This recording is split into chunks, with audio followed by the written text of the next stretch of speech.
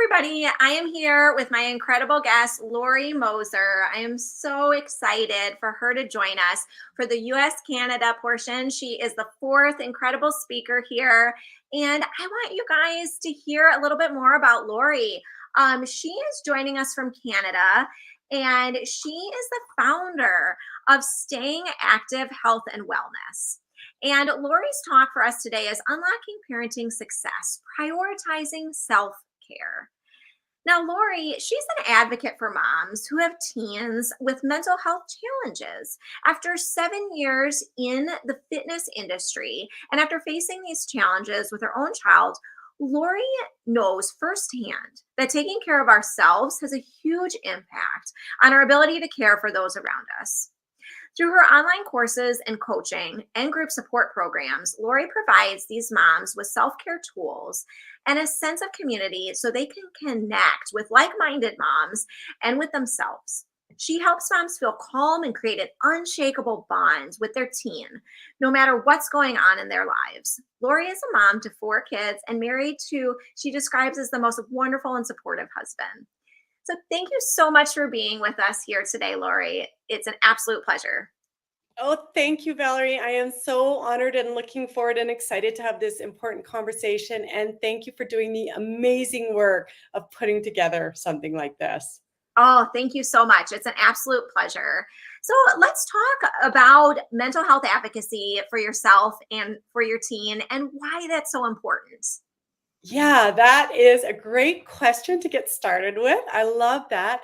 So, mental health advocacy is crucial because it helps to break down that stigma and promotes understanding and support for both parents, teens, and their families. And it's so important, Valerie, to normalize talking about mental health and getting rid of that shame, blame, and guilt. And I know that a lot of parents and especially moms feel like they have failed when they have a teen struggling with mental health challenges. I know that I felt this way.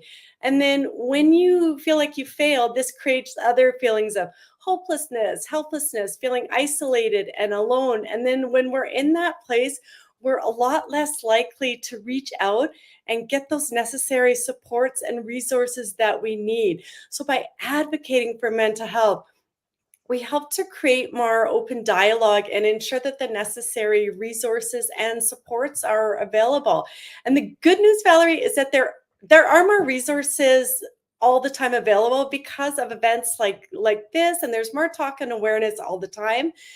But as mental health continues to rise, we still have a lot of ways to go, and we're having, as you know, an epidemic with our teens and mental health. So it's absolutely crucial that we have those resources and supports available for parents, teens, and their families, and that they're easily accessible.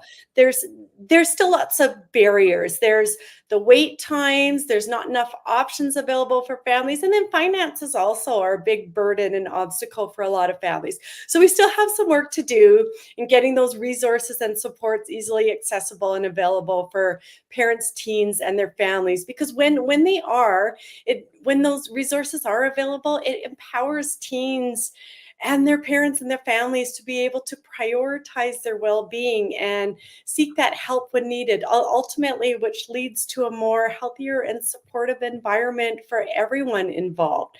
And my hope, Valerie, is that seeking support and getting resources for mental health becomes as common as asking for help with homework or anything that you need extra help and assistance with, that it's seen as a sign of strength to ask for and get the help and support that you need to. And I like to imagine, Valerie, when asking for mental health support and resources becomes so common that we're talking about it with our peers, with our families, with our coworkers, at work, at school. It just becomes such a common part of the everyday language that we're hearing.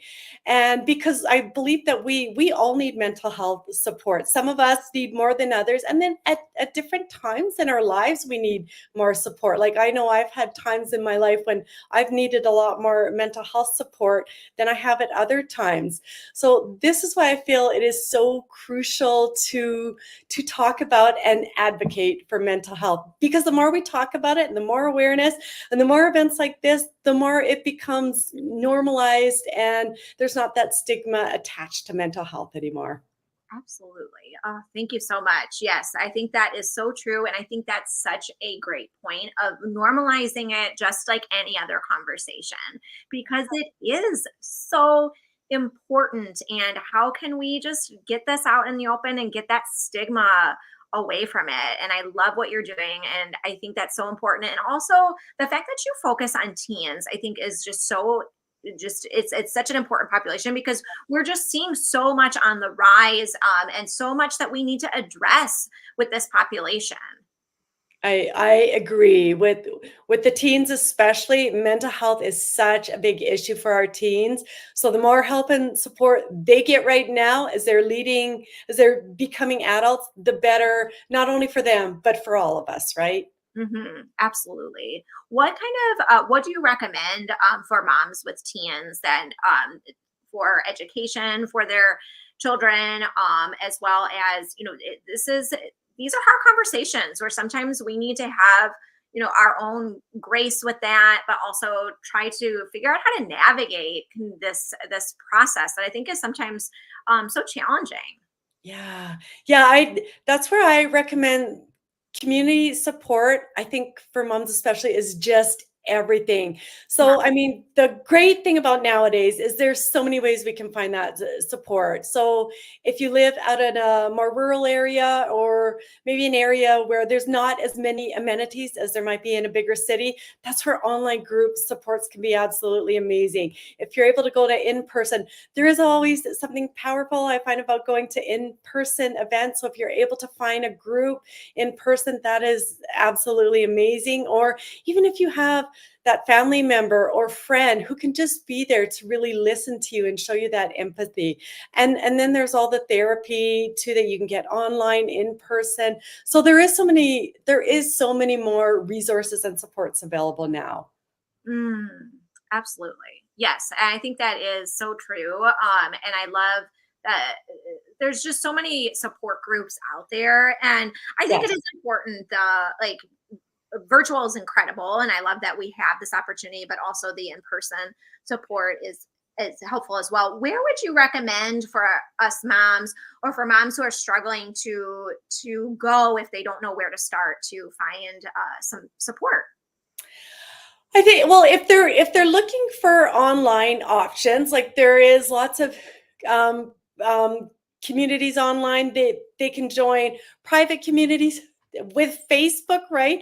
There's so many Facebook communities that they can join. Like I have one that is just for moms that have teens struggling with mental health challenges. So that's a great way to start. Plus, it's free too. So those are easily accessible to moms. So online communities such as Facebook are really group. There's lots of great online parenting groups too. Some of those are free, some of those are paid, but I mean, I'm part of a paid one right now that I'm just learning so much valuable information. The community support there is unbelievable. So for free, I would say Facebook is a great option, but there is amazing paid online ones too. Yes. And Lori, I know that we'll talk about this when we wrap up, but please tell us, how can we access your Facebook group? Because I love how you have that resource for moms too. Yeah, yeah, I love my Facebook group. There's such amazing moms in there, and so it's called, my private Facebook group is called Moms Supporting Teen Mental Health Together. Mom supporting teen mental health together. Yes, That's amazing. I am going to put that in the chat right now. And that is your private, it's a private yes, Facebook. yeah, yeah. It's a great community. Yeah. And I think, there is something about all of social media, but I do feel like, it's hard sometimes, because I can be inundated with social media, but also at the same time, the connections that I can make, and like groups like that, like these private groups, they can be game changers when I am in situations that can be that feel overwhelming, that I know that I'm not alone in my struggle with whatever it is. And to know, oh yeah, there are other people that can relate to this. I can talk about this with, I can get some ideas. I think that's so incredible. I agree. And I think what you said, Valerie, is key. It's knowing that you're not alone. Yes, Because it's when we feel like we're alone, it's a really dark place, right? So it's knowing that you're not alone and you're not. absolutely. Absolutely. Now, Lori, I want to ask you because I know you talk a lot about this with your moms is self-care. Yeah. What can we do for self-care? I was just speaking with you before we went live that I got my hair done today. That is my self-care. I'm also doing pictures. So I'm like, oh, let me do that. I'll get some self-care done. And so for me, that's helpful. Or taking a walk. Yeah. And I know it can be different for people. So what would you recommend? Yeah, I love this question, Valerie. I get so excited to talk about self-care. Yeah. I'm passionate about it. So I think the one thing I want to start off with really emphasizing with self-care is it should not be another item that you add to your daily never-ending to-do list. It just causes you more stress and anxiety and makes you feel like you failed at the end of the day if you weren't able to check that item off. So I really want to stress to moms, parents, caregivers that self-care should be something that recharges you, energizes you, makes you feel calm, brings you joy, something that you enjoy doing. And I like to share some really simple and easy ways that anybody can get self care in, no matter how busy and chaotic your day is. So, some easy examples, Valerie, of this is enjoying your cup of coffee or tea in the morning. Valerie, in the nighttime, I will look forward to knowing that I get my cup of coffee in the morning. Like, I love my morning cup of coffee and I truly savor it. And those few minutes I'm enjoying my cup of coffee are really mindful and I'm really feeling present. So that's an amazing way to get self-care in. Fall, like the fall's my favorite season. I love the fall, the colors. So going on a walk in the morning without my phone, I leave my phone. And even if it's only 10 minutes, just to truly enjoy seeing the fall colors, hearing nature, taking in everything that's around me. I always come back feeling recharged and energized, Valerie, and I've never gone on a walk and regretted it. And if you're not able to get outside, like even looking at your window at the fall colors and what's going on outside. The other day, I happened to be looking out my window and the leaves were falling, and it was just so beautiful to actually enjoy the leaves falling. And I really felt my state of mind and my energy levels change in that moment. So those are some really simple, easy ways that take a couple minutes to get self-care in. And I also love incorporating simple self-care tools, Valerie, like breathing exercises, movement, and journaling, because they're effective. They're really effective. They can be done in a few minutes a day, and they just really help you to manage that stress and anxiety and stay grounded in the moment. And I'm a huge believer. 5 minutes is all you need to make a difference for your mental health and change your state of mind. And then when we have a better state of mind and we feel more calm, we're better equipped to handle all those daily challenges and issues that come up that aren't going anywhere. But when we're able to respond instead of react, because we have a more regulated nervous system, that makes all the difference. And I find like breathing exercises, Valley, I find those are one of the most, it's so powerful and effective at helping us to regulate our nervous system and calm us in the moment, especially if you're feeling anxious or prone to anxiety, because it takes us out of our sympathetic fight, flight, or freeze into that parasympathetic, that calm, rest, digest part of our nervous system. And I like to actually physically, I'll put my hand, Valerie, on my heart and just do a couple rounds of breathing exercises. I'll do 4 seconds inhale, 7 seconds hold, 8 seconds exhale. And I can physically, like when I'm feeling anxious or stressed, I can physically feel my heart rate start to slow down or cool, or start to slow down and feel more calm. So that's a really cool exercise that I really recommend everybody trying, because it's really powerful to actually feel how you can calm your nervous system down pretty much instantly. So I love that exercise. Yes. And then movement, right? I mean, we all know how important movement is, but I think sometimes with movement, we can get in our head and think, okay, I don't have an hour to go to the gym. I don't have 30 minutes right now. And I really like to stress to, especially really busy moms, you don't need to do 30 minutes at one time. I love these little mini movement breaks. And what I'll do is I'll set my phone for 25 50 minutes and I'll set a timer because I need that reminder. And I'll get up and do these little mini movement breaks, such as I'll go down my stairs, refill my water, put a load of laundry in, try to grab a healthy snack. If I'm feeling really inspired and motivated, maybe I'll add in some jumping jacks or squats. But just that 2 to 5 minutes, Valerie, I'll come back and feel recharged, re-energized, and the biggest thing, able to focus a lot better, because we all have had that feeling when we're sitting for too long and we just feel like we're not able to focus anymore. We feel kind of scattered. So that's what movement does. It just really helps to get that stuck energy out and change our energy levels right away. And if you're working outside of the home, parking further away, taking the stairs, going up and down the hallway at work, those are all just really simple, easy ways to get in movement. So I love mini movement breaks. I find them super effective. I love that. I love how you call it mini movement breaks. Yeah. I Yeah. want to try to incorporate those into my day more and think of it as mini movement breaks. Yeah, totally. It's so easy to do. And what I found really interesting, Valerie, is I have found when I get more mini movement breaks in during the day, and these are not more than 5 minutes, I feel better, have more energy, and feel better able to focus than if I'm sitting for 3 to 4 hours straight. Even if I do get in 30 or 60 minutes at the end of the day or beginning of the day, I feel a lot better when I get more of these mini movement breaks in. So I really like to stress to parents, moms, it can be so simple just to add these into your day. So it's not another big item you feel like you have to do that then becomes overwhelming. So I love that. And then my last thing is journaling. This is how I got started with my self-care practice, because I felt so overwhelmed and burned out at that time, Mhm. that and so many negative emotions going on in my head, that journaling was just such a powerful tool for being able to process those emotions and reflect on the challenges I was going through. And some prompts that I like to use that I find really helpful, and other moms have found, because sometimes you stare at that sheet of paper and don't know what to write, Mm. is you could say, what is one thing I learned today? What is one thing I could do better? And what is one thing that went well?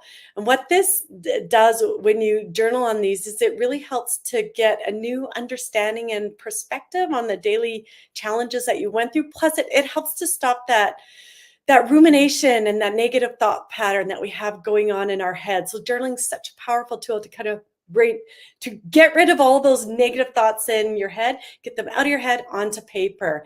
And I love journaling for, it's one of the most powerful tools, Valerie, I have found for doing that self-reflection work, because I'll go back a few days later and it's really interesting if you can see a pattern in your journaling, like, oh, when this interaction happens with my teen, or when my teen says or does this, this is how I react or how I feel. So gaining that doing that self-reflection work to see new patterns and to get new understanding and perspective has been one of the greatest tools that I've used for improving and helping with my self-awareness. And as we know, everything starts with your self-awareness, right?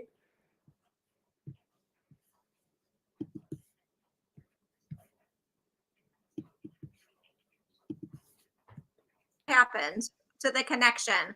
We have these we have these technology issues sometimes. So can you hear me okay again, Lori? Yeah, I can hear you. I can Okay. hear you.